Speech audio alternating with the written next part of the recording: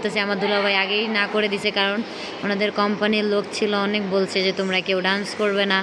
ওকে, তো সবাই বলতেছিল যে ফাইনালি চলে এসেছি হচ্ছে খাবারে। এত কিছু করার পর খাবার খেতে চলে এসেছি।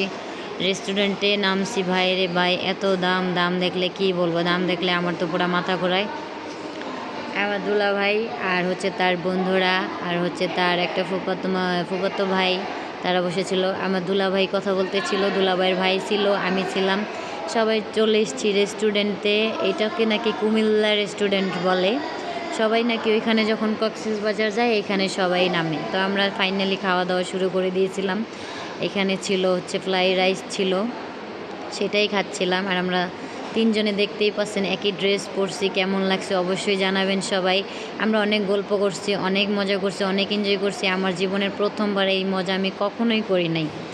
সো সবাই করছে, তারা বুঝতে পারে। আমি করি নাই তো আমি বুঝিও নাই। আমি বলবো না যে আমি মিথ্যে কথা, যে আমি এইখানে ঘুরছি ওইখানে ঘুরছি, না।